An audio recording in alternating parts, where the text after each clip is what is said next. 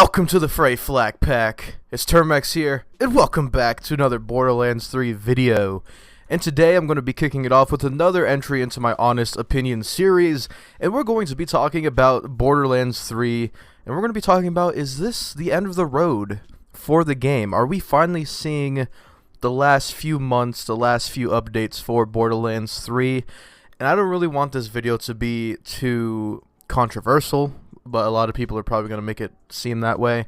I don't want this video to come out as a hate thing towards Borderlands whatsoever.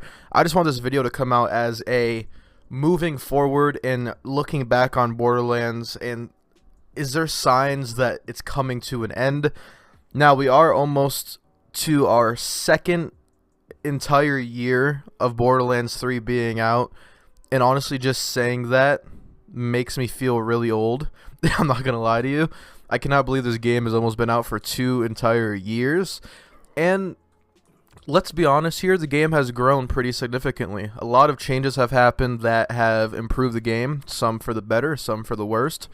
But with the new announcement of Tiny Tina's Wonderlands, though it's not going to be a traditional Borderlands style-esque game, it's still Borderlands canon, it's still from Gearbox, and it's still going to have some Borderlands elements. And I want to talk about, is Borderlands 3, especially with this new big update, level 72, is this the last major update Borderlands is going to, well, have in its life cycle? Because Year 2 DLC, it's technically still within the Year 2 Season Pass, so they could really do anything here within the next 5 to 6 months, and it would be completely allowed to fall under the Year 2 Pass, and if you bought the Year 2 Pass, you would get the content, obviously. But today's question is, do I see a foreseeable future when it comes to more DLCs and more content? And to be completely honest with you, I don't know, man. I'm leaning more towards maybe we get one more content drop for Borderlands 3, but in all honesty, I'm not seeing a whole new set of DLCs anytime soon. I could be completely wrong, but I think with this big last level cap update, they made events permanent that you can just toggle on and off.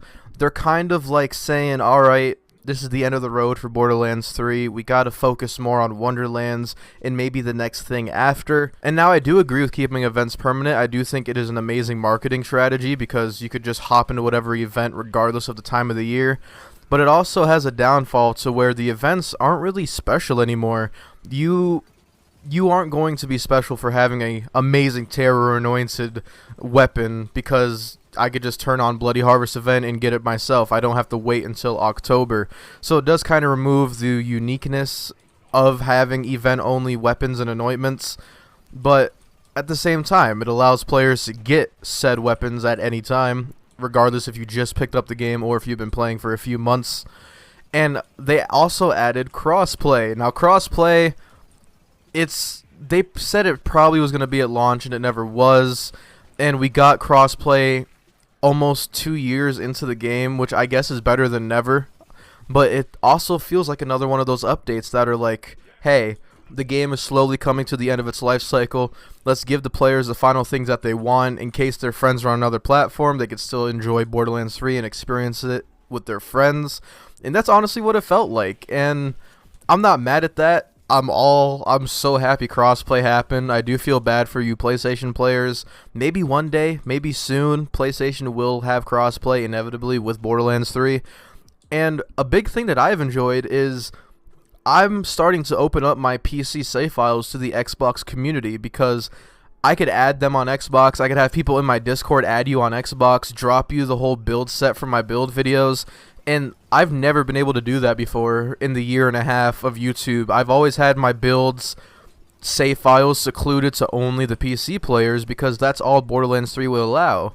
But now with crossplay, I could really help out the Xbox community when it comes to builds, when it comes to save files. And I'm currently working on something in my Discord to where every time I post a build video, 10, 20, 30 people on Xbox, they can get the entire build save file. And we're still working on trying to find ways to transfer save files from PC to Xbox, but I just find it easier to add you on Xbox, drop you the guns, and yada yada, you have the build. But now that we're talking so much about this transition period, Wonderlands is probably going to be the next main focus for Gearbox. I could see them focusing on this mainly just because they want it to be the best game it could be, is going to be a little bit different from your traditional FPS shooter like Borderlands is. But I believe it's going to have a lot of elements that Borderlands players thoroughly enjoy, like grinding, farming, but with some added elements similar to something like Diablo, to where you have to craft certain gear, you have to get certain armor sets, you know what I mean? It's going to cater to two different worlds that haven't really been done in really all of gaming. If I've ever seen, this is kind of like mixing Diablo and Destiny. You would never think of doing it, but Gearbox is doing it with Borderlands. And I don't want to say Borderlands 3 is going to die or that it's dead. Some people already think it's dead, but I don't really see them supporting Gearbox for another year. I think these last few months are going to be the last finishing touches for Gearbox's title of Borderlands 3, in my honest opinion. And it feels weird. You know, it feels a little too fast. Because I don't know. I know everybody loves to just sit on Borderlands 2, praise it to the heavens that it was the best Borderlands game, but I feel like Borderlands 2's life cycle was a lot longer than 2 years, probably because the content was more spread out, but it made it feel like it had more to it. That's the best way I could describe it. But with Borderlands 3, I feel like they just threw out all these rushed DLCs, all this rushed content, and didn't really get the most out of what they could have possibly done. Now, granted, under the conditions of COVID, under the conditions of the power outages in Texas, they've done a great job. They've done a great job. But in terms of the storyline, the side quests in the DLCs, the only DLC that really had a lot of content was the Handsome Jackpot. That had a decent amount of content, but the rest of them, especially Krieg's DLC, that only had like 4 or 5 side missions that you could complete in like 2 to 3 minutes, and it wasn't really optimal. Like most DLCs, like if we look back at Hammerlock's DLC, sure, it wasn't a fun DLC, but that thing had more side quests than I think any of the DLCs. I think that had like 15 or 16 side quests, but I enjoyed those kind of DLCs. That almost felt like a new game in a sense that you could spend another 100 in-game hours in that DLC having fun, doing the storyline and all that kind of stuff. And that's what I kind of wish for Borderlands 3. I wish Borderlands 3 had that kind of aspect when it came to DLCs, because I only really enjoyed 2 of the DLCs out of all 4 in terms of replayability. Guns, Love, and Tentacles was an amazing story, but the replayability just wasn't there for me.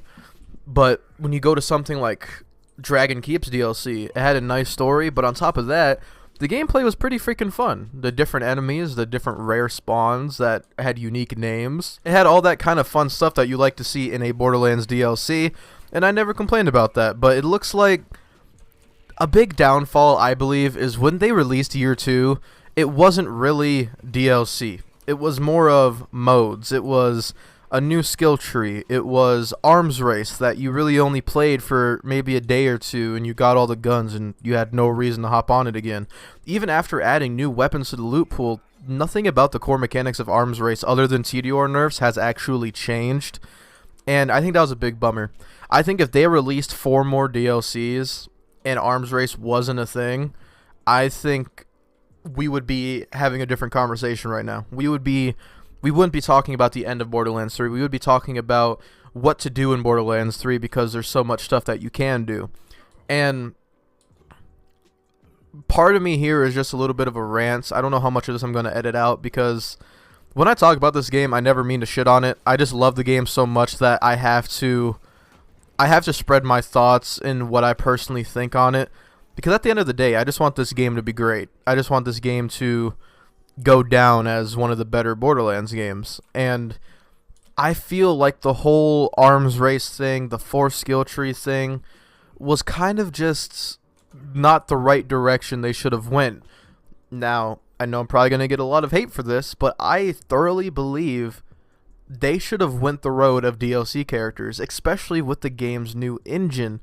All the new things they could have done, never before seen classes, different abilities that we didn't even think of. Those kind of things are what keep bringing people back. You would open up 2 more different play styles for people to enjoy, 2 more new fresh characters with build possibilities, and I don't care what statistics say. Statistics that on Borderlands 2 nobody played the DLC characters. That is so cap, honestly. I'm not gonna lie. You're telling me that those amazing DLC characters that everyone loves nobody played? I call bullcrap to the 50th degree, and I just feel like you're giving more to your players by adding DLC characters. You legit give people a reason to replay the game. Adding a fourth tree didn't give me any incentive to replay the game. I just reset my skill points, spec'd into the new tree, and see what it did. Takes me 10-15 minutes to figure that out. But when you add a new character, you got to go through leveling them up, you got to learn how they play, you got to learn how their skills interact with other skills, maybe synergies between other characters or certain weapons, and it's so much healthier for a game to do something like that other than add a 4 skill tree, here you go. You know what I mean? And I do believe Arms Race is one of those things that they could have added later. I'm not saying Arms Race is completely terrible. It's something I like to go hop on every once in a while, but again, I would have taken 4 more DLCs over Arms Race any given day, just due to the fact that 4 DLCs is going to give you a lot more content than Arms Race ever would. And I already brought this up in many other videos, but Borderlands storyline, the story didn't impress me at all. The murder mysteries did impress me. I love the murder mysteries, but in terms of canon storyline from the pre-sequel or even Borderlands 2 going in, it feels like they just completely dropped whatever story they were trying to tell, and it's disappointing, man. It really is, because I know there's a lot of people, even people that watch my videos that still enjoy Borderlands for the lure of it. There's probably some people out there that are like, I only play to shoot shit, which is completely understandable. Everyone plays games for a different reason. But a lot of us are pretty invested in the Borderlands storyline, and we want to know what happens. Storyline is a key thing. You probably don't want to replay Borderlands 3 storyline because it's not interesting. It's not funny. It's not intense. There's no benefit of playing that storyline. But I guarantee you, most of you won't mind hopping on Borderlands 2 and playing through that story because it was actually pretty good. I even hopped on the pre-sequel pretty recently, and honestly, I had more fun in pre-sequel storyline than freaking Borderlands 3 storyline. The pre-sequel is one of those games that I believe just got way overly hated because I have no problems playing that game. I could hop on that game whenever and still have fun. I don't know. It's very enjoyable. There's 6 characters to choose from, which is what Borderlands 3 should have done. I don't see myself coming back to Borderlands 3 in 6 years the way it is right now, if that makes sense to you. I don't see myself crawling back here, doing everything again, doing the Guardian takedown. You know what I mean? I feel like Borderlands 3 doesn't have that aspect within it to where in 6-7 years we could come back and be like, wow, this is the best Borderlands I've ever played. But honestly, at the end of the day, I wanted to make this video with my thoughts, my opinions, and I honestly think Borderlands 3 is just on its last half year, last few months. I could be completely wrong, but the way these updates are looking, the way things are looking, it's usually, I don't know, because you have to take into account Wonderlands is coming into play. Borderlands 3 has brought in a lot of cool, fun memories about the game, but it feels like it went by so quick, man. This game, it's a bag of mixed emotions when it comes to if I loved it. I loved the game, but there's a lot of downfalls. It's hard for me to look at this game the same way I looked at Borderlands 2. Borderlands 2, I guess, always has that spot. I'll never forget, like, queuing up with some buddies, trying to farm Vermivorous for a few hours, or doing the Minecraft Easter egg with one of my buddies. Just that kind of stuff is hard to replace, in my opinion. And Borderlands 3, in all honesty, didn't tickle those kind of itches for me.